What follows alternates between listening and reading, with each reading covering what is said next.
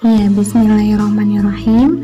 Alhamdulillah, sekarang sudah masuk di semester kedua ya, di pembelajaran pertama PAI. Hari ini kita mau belajar tentang apa ya di PAI-nya di awal semester 2 ini? Ya, seperti yang kalian lihat di layar bahwasanya kita hari ini insya Allah akan bahas tentang kisah Nabi Shaleh alaihissalam. Nabi Shaleh alaihissalam ini adalah Nabi dan Rasul yang kelima yang patut kita imani. Nabi Shaleh alaihissalam ini berdakwah di Al-Hijr atau yang saat ini dikenal sebagai nama daerahnya itu Madain Sholeh, yaitu kota-kota Nabi Shaleh alaihissalam. Letaknya ada di antara Arab Saudi dan Suriah gitu. Dan memang Nabi Shaleh alaihissalam ini adalah Nabi yang berasal dari kaum Samud yang sengaja Allah utus pada kaumnya itu kaum Samud untuk berdakwah menyembah Allah Subhanahu wa Ta'ala, bukannya menyembah berhala.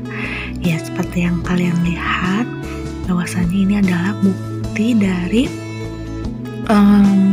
peninggalan kaum Samud, di mana mereka itu memang memiliki keahlian yang pandai untuk memahat.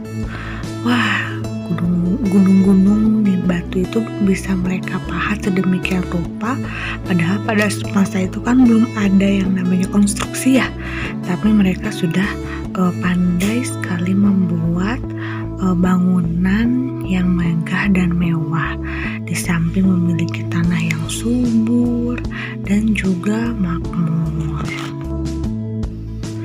Tapi ya itu, sayangnya keahlian mereka di dalam memahat justru membuat mereka malah semakin asyik untuk membuat patung yang mereka sembah sendiri. Disitulah Nabi Shaleh alaihissalam berdakwah kepada kaum Samud agar hanya menyembah kepada satu Tuhan, yaitu Allah Subhanahu wa Ta'ala, bukannya para berhala-berhala yang mereka ciptakan sendiri, yang bahkan tidak akan bisa menolong apa-apa, tidak bisa berbuat apa-apa.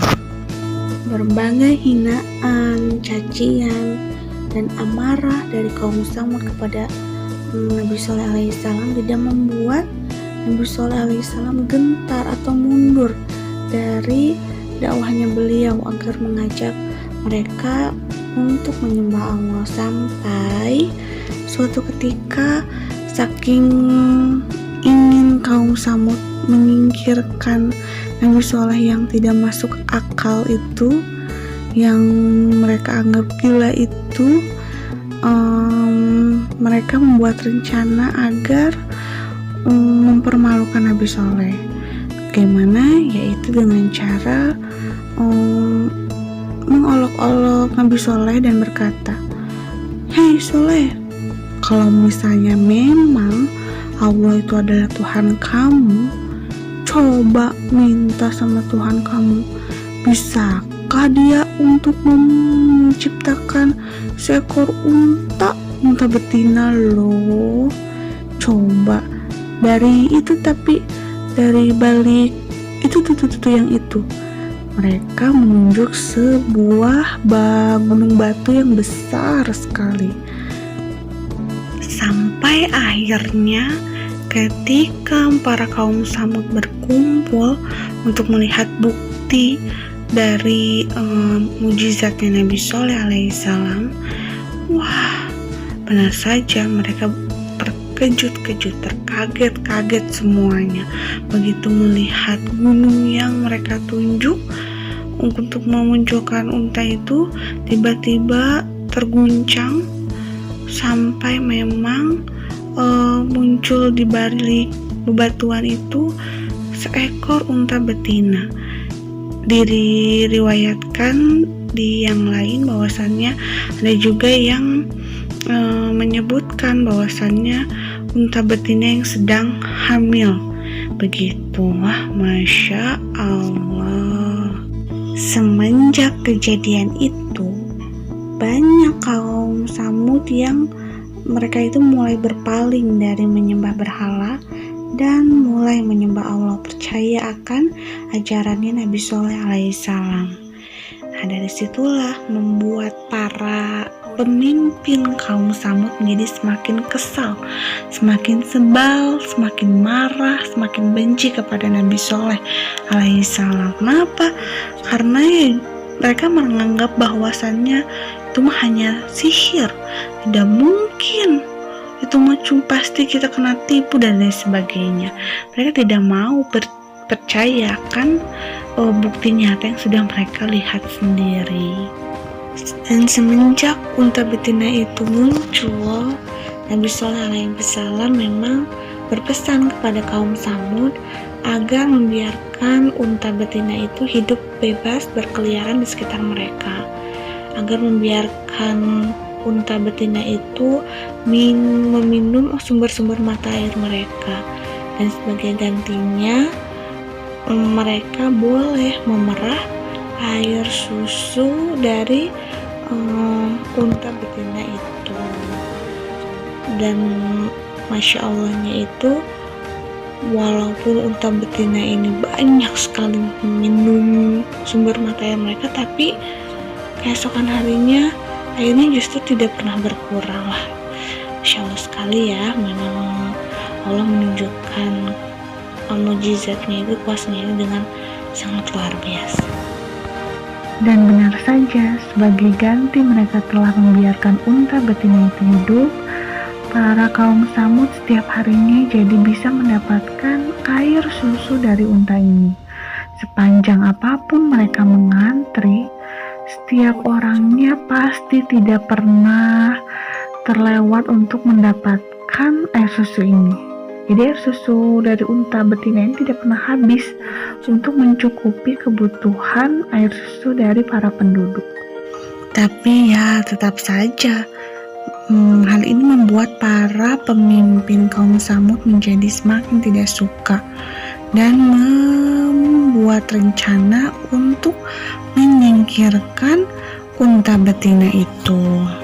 Hingga pada suatu hari, para pemimpin kaum Samud menyewa sekelompok orang untuk senantiasa membunuh unta betina dari Nabi Shalih alaihissalam.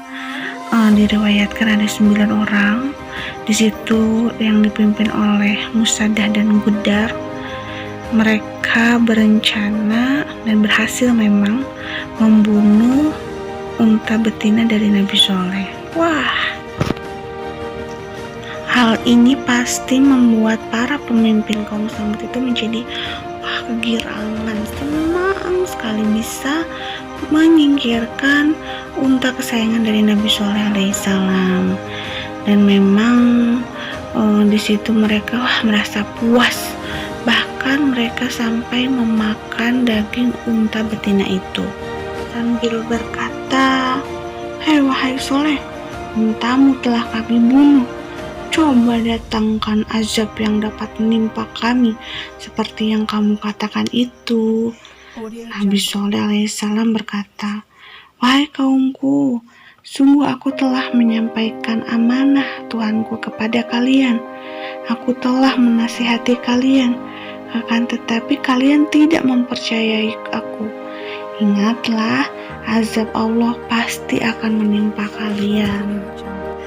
Ketika Nabi Shalih alaihissalam merasa sedih karena merasa dikhianati oleh kaumnya sendiri, merasa bahwasanya kaum Samud sudah mengingkari apa yang sudah mereka janjikan dan tetap tidak mau menyembah Allah sebagai Tuhan mereka, disitulah ada perintah dari Allah Subhanahu wa Ta'ala untuk segera meninggalkan Al-Hijr, untuk segera meninggalkan wilayah itu karena Allah akan mengazabnya. Dan benar saja, semenjak Nabi Shalih alaihissalam dan para pengikutnya yang mau beriman kepada Allah pergi meninggalkan wilayah itu, Allah benar-benar menurunkan azabnya. Hujan badai, angin kencang disertai petir, bahkan gempa bumi yang mengguncang wilayah mereka membuat mereka dan apa yang sudah mereka ciptakan, gedung-gedungnya yang mewah, berhala-berhalanya yang luar biasa itu porak-poranda, hancur semuanya. Dan bisa kalian lihat sendiri di sini bahwasannya ini adalah bukti dari zaman peninggalan kaum Samud yang Allah hancurkan, Allah porak-poranda sedemikian rupa karena kesombongan mereka. Allah sengaja perlihatkan agar kita senantiasa mengambil pelajaran dari kisah ini. Sebagaimana memang Allah abadikan kisah dari Nabi Shalih alaihissalam ini dalam Al-Quran, tepatnya di surat Hud, surat yang ke-11, mulai dari ayat 61 sampai 68 kalau tidak salah. Terus juga ada juga di dalam surat lain seperti halnya surat Al-A'raf ayat 73 sampai 79 dan surat Al-Qamar surat ke-54 dari ayat 23 sampai 32. Bisa mungkin kalian coba cek ya. Dan tamat, semoga kalian bisa mengambil hikmah dan pelajaran dari kisah Nabi Shalih alaihissalam ini. Selanjutnya, it's time for quiz. Jadi silahkan kalian siapkan kertas lembar dan tuliskan judulnya. Latihan soal kisah Nabi Shalih alaihissalam. Dan kerjakan. Ini dia soalnya, jangan lupa dikerjakan ya, dan ditulis juga soalnya. Selamat mengerjakan dan tetap semangat.